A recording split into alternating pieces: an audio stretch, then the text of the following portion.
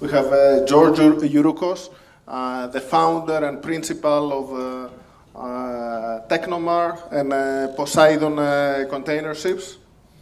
We have Aristides Pittas from the CEO and chairman of Euroseas.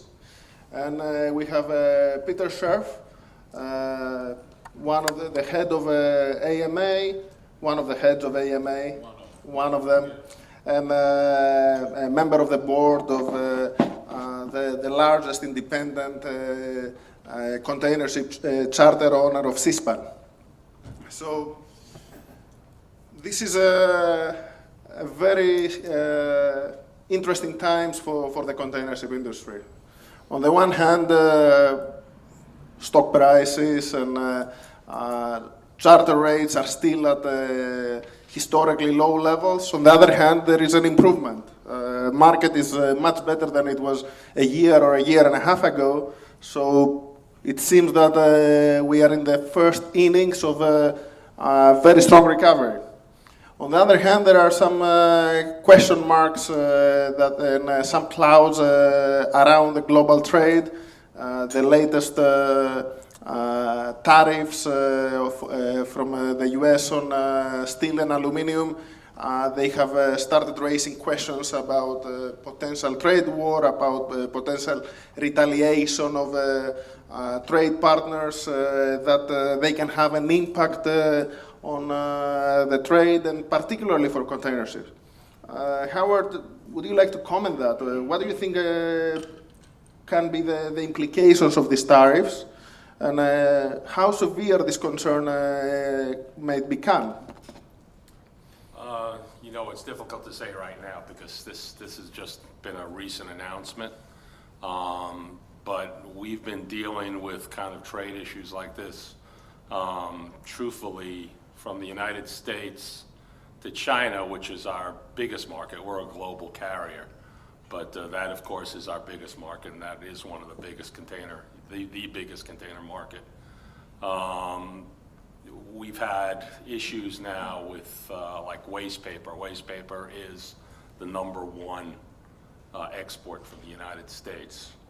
If some of these tariffs and fines go through, will there be retaliation? Yes, it's very possible there will be retaliation. And it's going to hurt. I think it will hurt exports at a time when we need it. But I have a feeling last minute, I think this is a bit of a showman move by the president. I have a feeling you're going to see things back down. I don't think it's going to get that serious because I don't think he wants to ruin trade with our biggest trading partners. Would you also like to comment about what happened last year? Everybody was very surprised to see demand growing by 6%. That was beyond our most optimistic expectations. What drives this very strong growth? How much of this growth was actual strengthening of the global economy, and how much was restocking very low commercial inventories? And what is the sustainable growth rate that COSCO is projecting? Yeah, it was kind of a mixture of both. I mean, the economy did grow, world economy did grow. People were holding back because 2016 was a pretty weak year. People were very hesitant in oversupplying. So it was a mixture of both. I just came back from something called the TPM. Every year, the Journal of Commerce holds a big convention called the Trans-Pacific Maritime Conference. I just got back last week, and all the economists predict approximately between 4% and 5% growth next year. We'd like to be optimistic and say maybe 4%. And do you think that this 4% long-term growth rate is something that is shared by other liner companies? I think so. As I said, the conference was attended by probably was attended by every major line and most economists who were dealing with the maritime sector, the container sector, and everybody was fairly much in agreement. George, would you like to comment about, I was discussing with you earlier, and it seems that I'm going to find a very optimistic panelist here. Can you explain to us what is going on with the trade right now, what is going on with the demand for container ships, and if there are any concerns because of these trade frictions? Well, on the trade frictions, I'm not worried that this trade war will hurt containers unless it escalates to a nuclear war. I mean, what container ships carry, it's ready-made products. So far, it's just the warning shots, you know, the steel, aluminum, you know, this is easy to put a tariff on. But the moment you start, you know, talking about putting tariffs on consumer products, that's when you take out your nukes, and that's when you really are making this a disaster. So if it gets to the point that it will hurt containers, that's going to be, I think, the least of our worries. It's going to be a horrible situation for the world economy. But the EU was talking about putting tariffs on Harley Davidson, on bourbon. Although I'm a biker, and I would hurt, you know, that would hurt me a lot, as I've ordered a new Harley recently. I don't think it's going to make a dent to the U.S. economy selling less Harleys or, you know, more expensive Harleys. I genuinely think this is all for the show, like Howard said. I believe it's a tactic of negotiation, and obviously Mr. Trump, being a successful businessman, he knows how to, you know, run a tough negotiation. I just hope that he doesn't, you know, make it too tough. Sometimes these things can get out of control. Now, on the demand, I would very much listen to what the liner company says and the economist. I'm not an economist, I'm just an engineer, so I cannot comment on the demand. What I can comment, though, is that what we saw in 2016 was a clear indication that the demand was strong even in 2016. As in 2016 we had 5 or 6 mergers, which in fact was as if there was an internal excess of tonnage, like new ships were brought into the market. That was because when 2 companies merge, they need less ships than before.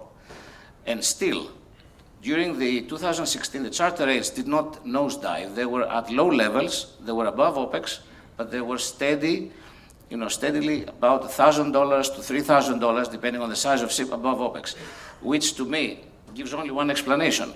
You know, when you have an excess of ships are coming into the market, then you had, you know, 1 bankruptcy and 1 near bankruptcy, you know, the 2 Koreans, and still the market did not nosedive. It only means that there was demand to, you know, take over, and actually the numbers, Howard, I think for 2016 were very strong on demand. So even 2016 had a lot of demand.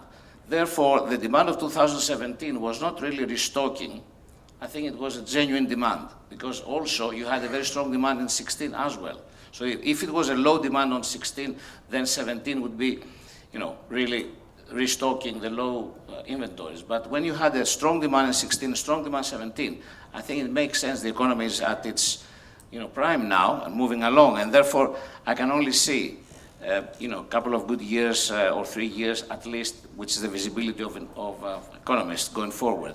And then we have a very reasonable supply. This is key. Can you tell us what is going on right now with charter rates? And because yes, the demand is good for liners. You talked about the merger of the liners. Most of the benefit we have seen so far, at least in 2017, went to the liners. Yeah. We haven't seen much of the benefit to your companies, although indeed charter rates are better. How do you see this developing this year? Yeah, well, after what we saw was the charters knowing a lot better than the owners the market, clearly, as they see the cargoes before we do. They all came into the market late November, December, January, which is not the normal time for liner companies to fix ships. And they were trying to fix as many ships as they could, as long as they could, which was a clear indicator that they expected come past Chinese New Year, they were seeing lots of business for them, and profitability, and we saw that all the liner companies now are very profitable, moving on to, getting back to the good old days. So I think that the market, as we see it on a weekly basis, is going to improve, and that's the case. The last couple of weeks, the 8,000 ships, 8,000 TEU ships gone up by $5,000 in a couple of weeks. The 6.5s have gone up by, I think, 2.5, 3,000. 5.5 is the same. So that's in a 2-week span. So I think going forward, the market is going to increase materially for the next couple of months at least. And then it's going to level off a little bit and then keep going further. That's my humble opinion. Aristides, your company is involved both in dry bulk and container ships. You transport both bauxite and I don't know if you transport any aluminum, but also bourbon, and do you transport any Harley Davidsons? Or have you seen any impact of the latest announcements, and how do you view the demand for your ships? Well, before I go into how I see the demand going forward, and since you asked about my company, yes, Euroseas has been a publicly listed company since 2007, and we've been a company which has been doing containers and dry bulks. And this worked initially, but subsequently, when the markets and the investors got to know the businesses a little bit better, they decided that they can choose themselves if they prefer dry bulk or container or tanker or whatever, and they started investing in the more pure play companies. So even though we're a relatively small company, we have taken the decision to separate our dry bulk and our container business, and we will be separating into 2 listed entities within Q2. So this is a move that we're doing because investors like pure play companies. It's also the right time to be doing it, as both markets seem to be recovering.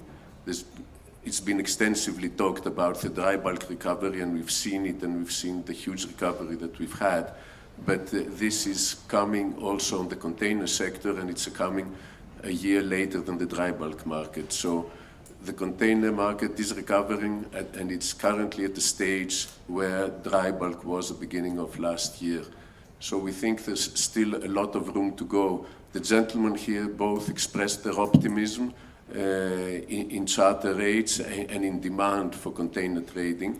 And I think the most important parameter that one can look at to confirm this thing, apart from the rising charter rates that we are already seeing, is the idle fleet. The idle fleet currently on the container sector, which has been a significant number the last few years, is at the lowest level it's been for the last 5 years. A very small percentage, less than 2% of the world fleet.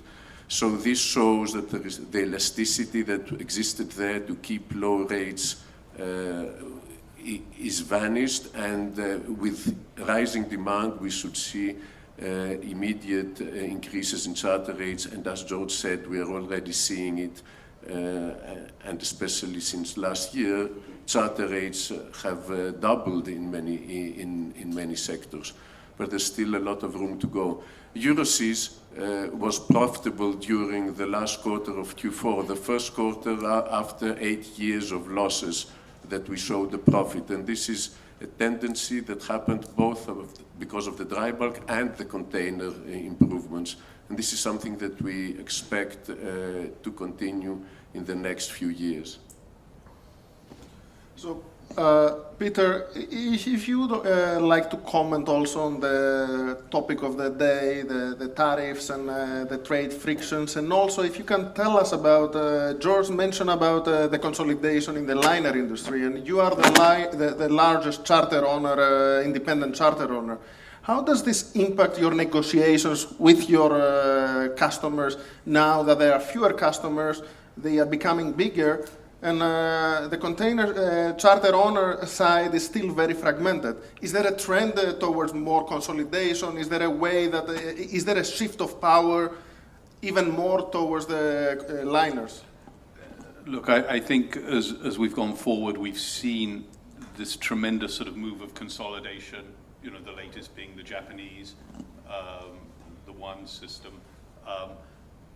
Ultimately, it means there are less charterers. And as George says, more ships are displaced. Our fleet, our 10,000 TEUs, which are the Saver class, which are very economic, have actually done very well. More than doubled in charter rate. After Hanjin, we actually fixed them for $1, because that's all we could get. And now they're sort of getting up back in the sort of, $30,000 a day range for the new buildings. So rates have certainly sort of, consolidated, and I think the focus has become on quality tonnage, on a shift probably with these bigger liner companies to the sort of what we've seen is sort of maybe 8,500, 10,000 and up to sort of 14,000, which is an area where we've happily been. But you're seeing more and more new buildings in the 22,000s being announced, and that will probably end up sort of displacing and bringing tonnage down. And the dreaded sort of phrase that I think every sort of operator from George right across is the cascade effect. None of us really know how that's going to play out. The 4,000s came very low, and now they've bounced back up. At AMA, we own these good gentlemen feeder ships, and we've seen our rates go from 8,000 a day this time last year up to sort of 13,000 a day on the charter rates. So it is a very fragmented market. Ultimately, consolidation is harder on a liner on an operator because there are just less end users. So I think one has to sort of, I know Seaspan has said, and the new CEO in his last announcement was, yes, we're looking to sort of expand our reach, maybe different size ships, because of this very reason. Can you explain to us, in this new environment where you have less customers, we used to have the traditional model where a charter owner will buy a new building and charter it to COSCO for 10 years, lever it up at 75 or 80% and make a good return. And then wouldn't have to worry for the next 10 years. How does this, rates have gone up from, I remember the one that charter that you did was $9,000, $10,000. You said $1,000 right after. No, I said $1. $1. After Hanjin, we did one for $1. And $30,000 is a much better. It covers your debt. You make some money on your equity, but it still does not cover fully your cost of capital if your cost of capital is 10%. Ours is not 10%. It might, I'm not asking about Seaspan, I'm asking overall for the... No, I think generally when you have this sort of the new Evergreen deal, which was supposedly done by Japanese money at sort of 4 or 5%, I think, something like that. I mean, it's a challenge for anyone to start competing with that and sort of making money on those levels. So I think as an operator, you have to look beyond the traditional Seaspan model of sort of new buildings with 10-year charters, because those returns are just difficult to get. But there is really anywhere between sort of 1,500, maybe even bigger, but 1,500 to sort of 13,000 TEU ship, there is an active and a growing secondary market as more and more of these ships are sort of coming off charter. So cost of capital as an operator is obviously important, quality of operator is important, and then it's the relationship with your clients. And we have a lot of ships with COSCO on charter, anything from 2,500 or our smallest up to about 13,000. So I think a lot of it is relationship driven. I know George and Aristides have the same thing, where you're driven heavily by the relationships and the quality of your operation, right? So that was interesting what you said, and pretty much repeating what the CEO of Seaspan mentioned in the call, that it's time to move also to smaller vessels rather than only new buildings. It's time to broaden the horizons, right? I mean, it may not be smaller vessels, it may be large vessels, but it may be secondary. The ability, step back, I mean, if you look at the new building order book, I think there are, what is it, about a 5% order book, but about most of it is focused on the larger ships. The problem with the larger ships is how do you assess residual value? It's a much larger capital component for a 22,000 TEU ship. You've got limited ways of sort of assessing that residual value and competing with Japanese money at 4 or 5%. So you have to broaden your horizons. Maybe you look at more sort of saver classes, sort of 10,000 TEUs. Maybe it's the 8s and the 9s. I don't think it's the 500 TEU feeder ship in the North Sea, but I think you have to have a broader horizon to grow your business. I think these two gentlemen. Yeah, if Aristides and George, if you can comment on that, is there a liquid market out there, and up to what level there is a liquid market? Because if you are moving away from the model, or we have to expand to the model of trading in the short-term market instead of having long-term contracts only, at what type of vessels we should focus on? Yes, I mean, obviously container trading is quite, it's actually two different businesses. The very large ships where you need to have the contract in order to be able to pay for a huge investment for the big ship, and there you have the contracts. And then there are the smaller ships, the feeder ships, that are more like the bulker market. There's a lot of charterers, at least much more charterers, much more owners of these ships. So it's more like a perfect market. There you can play the game that the Greeks have historically been good at playing, which is, buying at the right time, operating well whilst you having great relationships with charterers, so making the best out of the ship, but playing the market and selling at the right time. So that's where the huge profits have been made in Greek shipping. It has not been made by having one ship that you bought, for 15 years, got a charter for 10 years from somebody, and where you expect to make 7, 8, 9, 10%. And this has, as Peter said, become even more difficult these days with the Japanese competing in these big ships. But the smaller size ships, they have always been the traditional, as close as possible to the perfect market. So there is a lot of ships in the smaller sizes that are trading, being bought and sold, and there is quite a good market, and prices are low. So that's why we think this is the area where we should be, and that's why I see that Seaspan is now considering to enter into that space. That was not their model, but they are thinking of changing it and getting into that space, because assets are still relatively cheap. Charter rates have room to go higher, and this can happen. Historically, it has been, when we entered in the markets, we entered into the smaller feeder vessels between 1,500 and 3,000 TEU.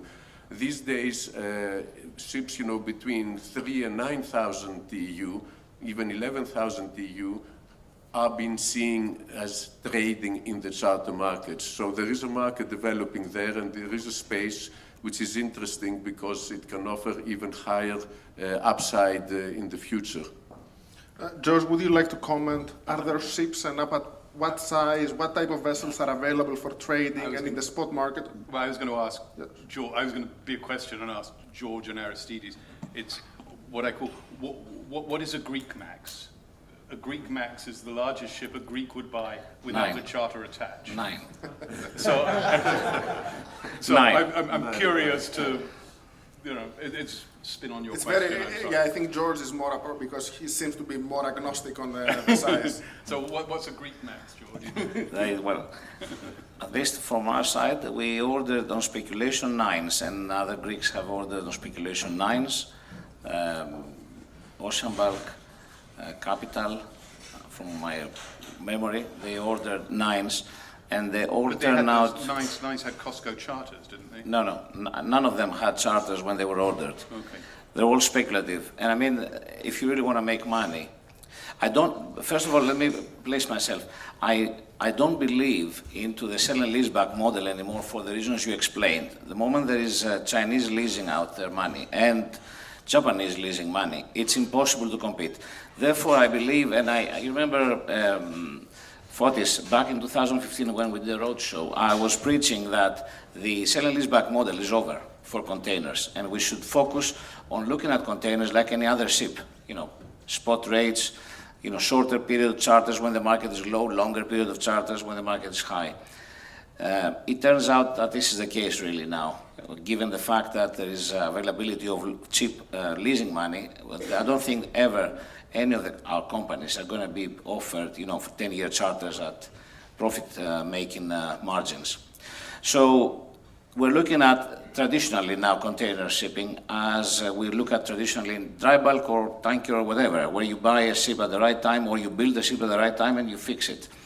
So the The maximum size that has been ordered on speculation, like from the companies I mentioned, ourselves, Capital, Ocean Bulk, and Mr. Youroukos, I just remembered, 4 of us, it was 9,000. And all of us, I'm sure, and from what I know, we made a very good return, and it was very successful transactions, ordering these ships on speculation and chartering them later on. Now that's on to the max.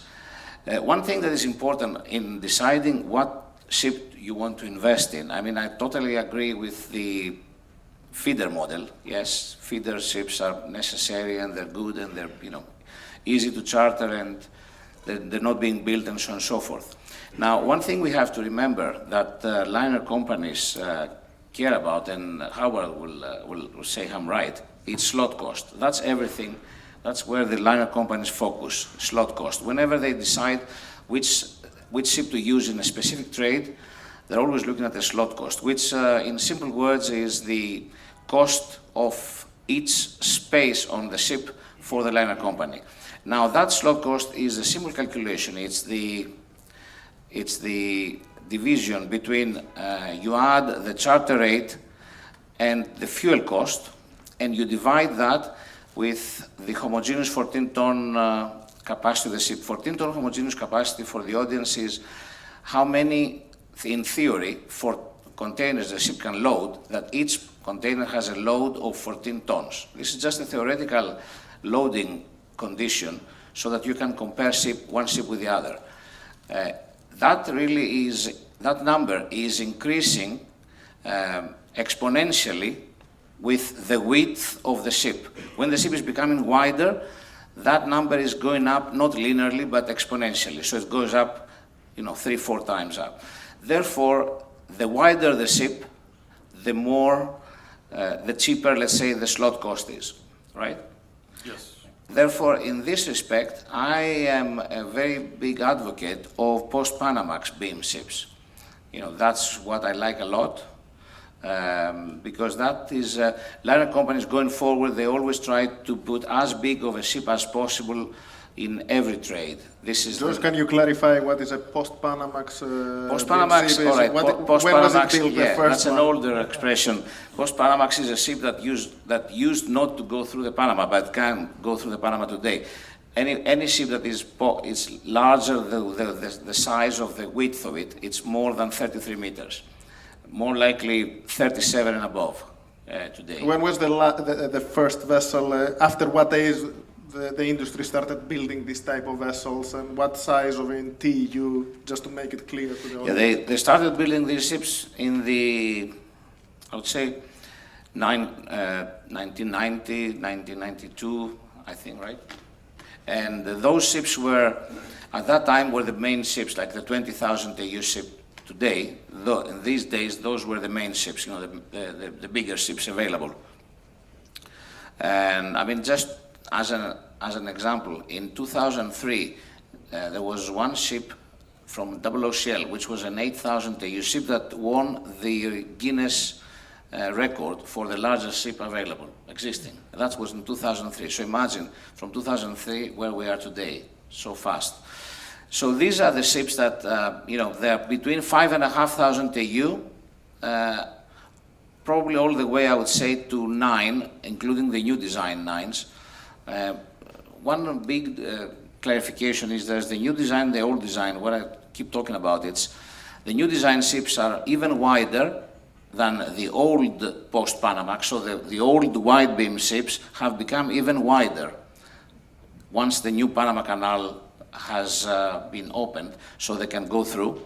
And those new design ships have even bigger stability, and they have smaller engines, giving a much lower slot cost than the traditional post-Panamax ships. So I believe that, first the liner companies get the bigger ships, and those ships drive the market, and as it is today, these ships are driving the market up, and then the market goes up also on the smaller ships. It's always like that. First, the big ships go up. First, the big ships also go down. It's always the case. The same, like any other type of ship, I think. Bulkers the same, tankers the same. Howard, would you like to comment on that? Is there there are there is a two-tier market, large ships that they are owned by the liners, and why the liners do not own smaller ships, what they find more attractive in the large ships versus the smaller ships.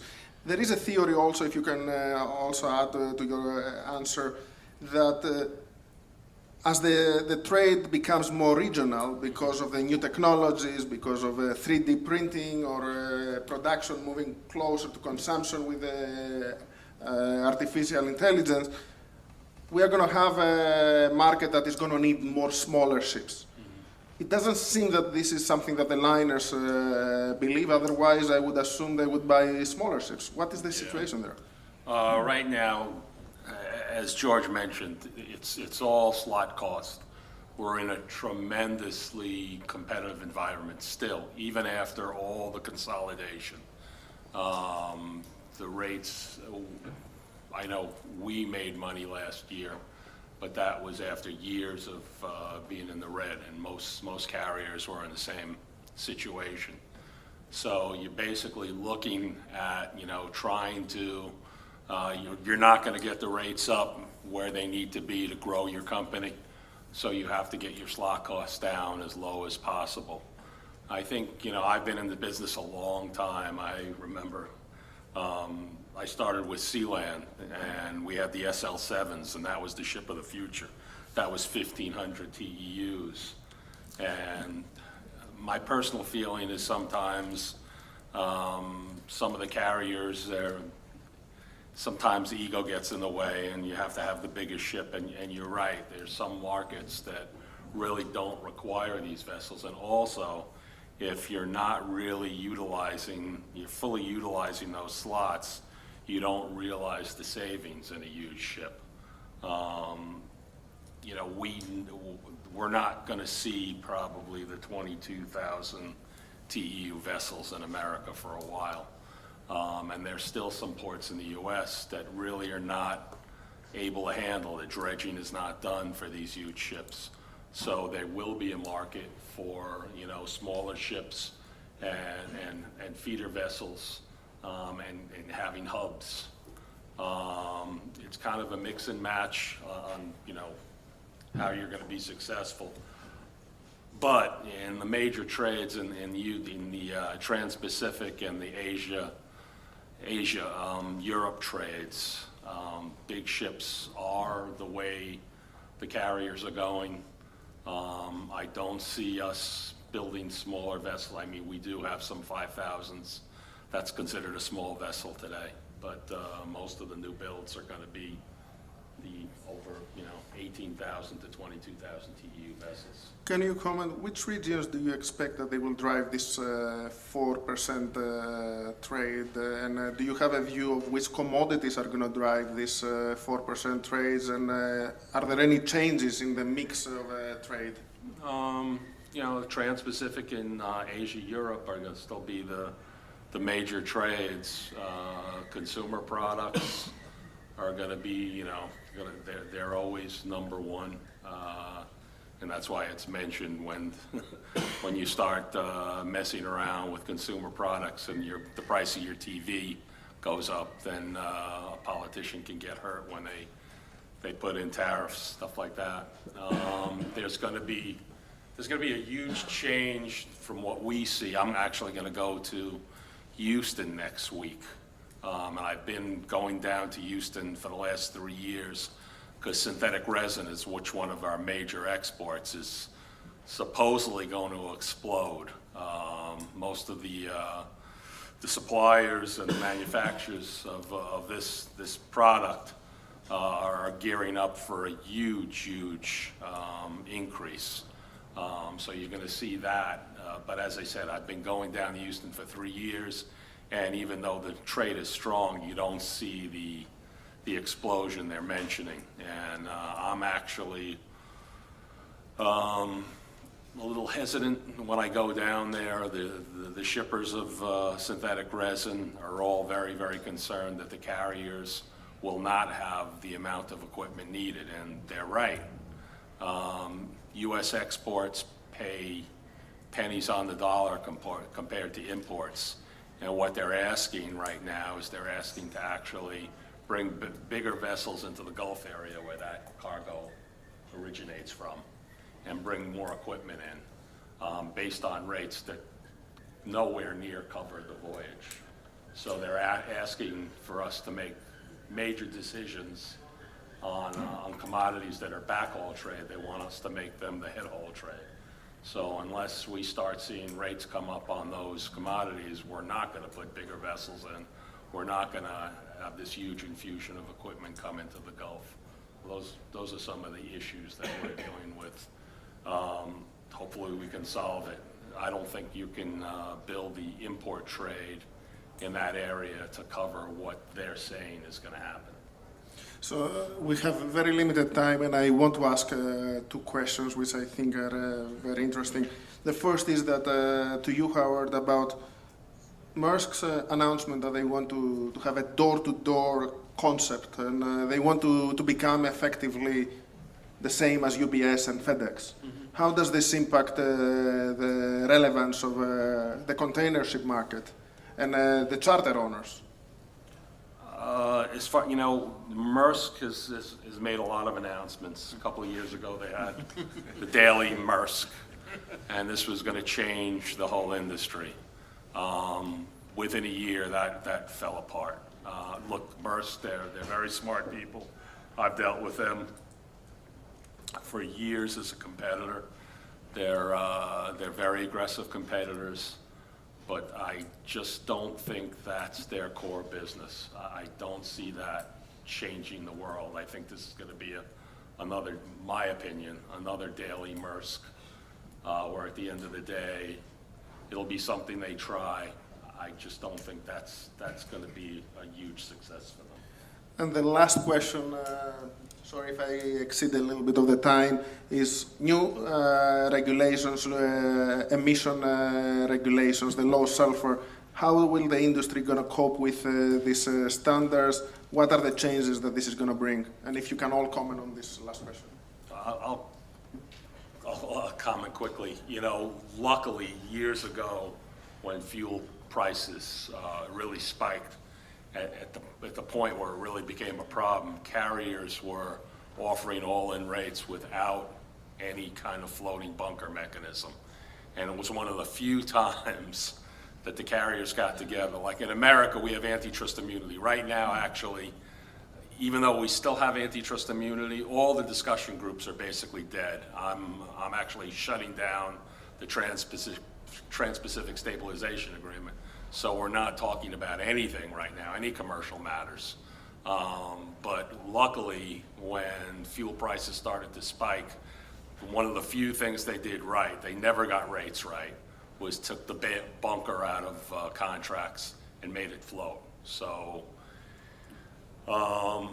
I'm sure a lot of shippers this year, I'm the one who looks at all the contracts between the shippers. I'm sure they're going to try to put that, have a fixed bunker in, and I know I am not going to agree to that, and I don't think any other the carriers are going to. So with the new sulfur, with the new regulations, I'm not that concerned about it. It's going to drive up prices.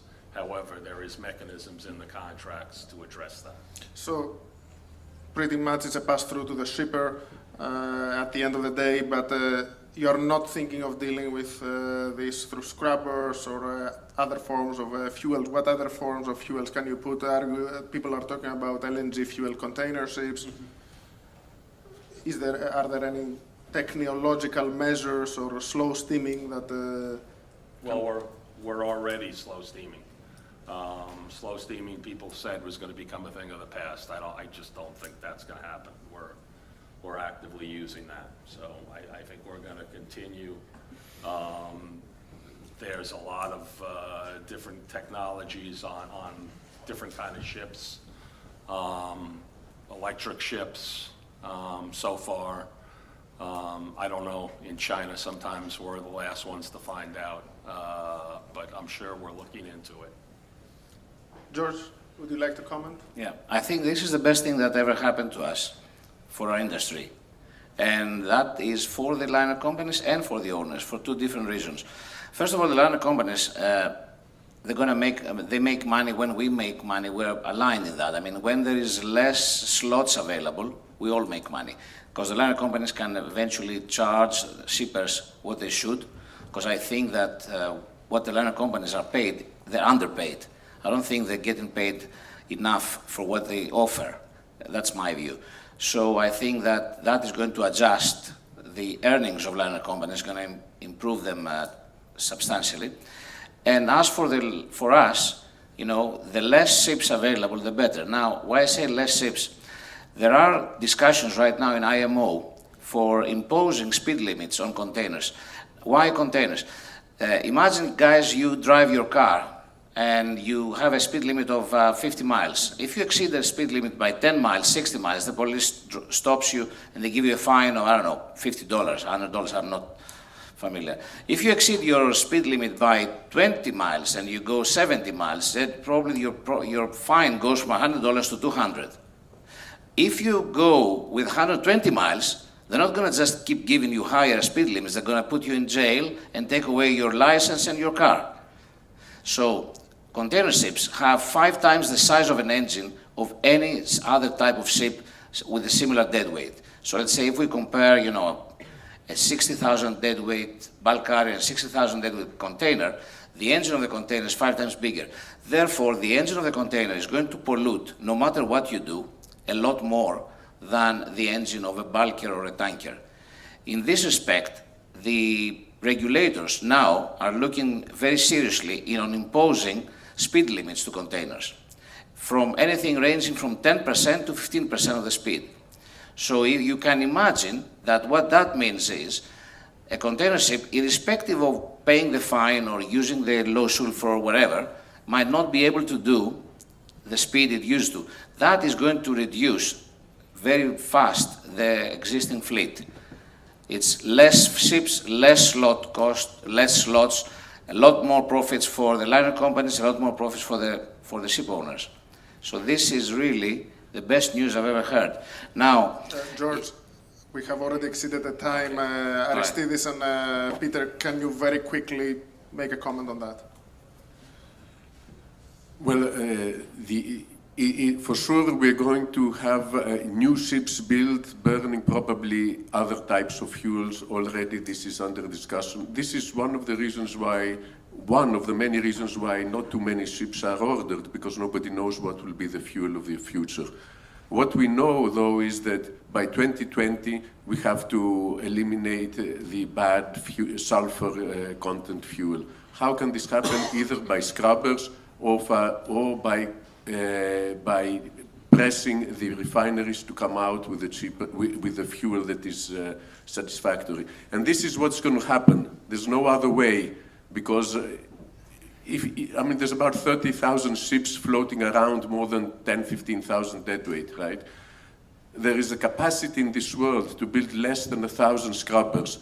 So there's no way that many ships will have scrubbers. Only the bigger ships who burn more fuel can afford and will afford to have the scrubbers. And this will offer probably an advantage for a small time period, till the refineries actually develop a fuel that is environmentally efficient. This is what's going to happen. There's going to be a mess in between for a couple of years, and maybe people that have scrubbers have an advantage, but there's a lot of unknowns on the scrubber technology.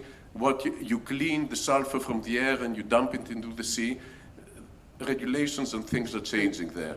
So I think at the end of the day, fuel will be more expensive because it will be more expensive to produce, and therefore somebody has to pay for that. Who will pay for that? All the ship owners will have the same type of vessels, so it will be borne by the customers at the end of the day. But there's going to be a middle period in the mess. Peter, would you like to? No, are you going to install any scrubbers? I think at Seaspan we have a should we install scrubbers department?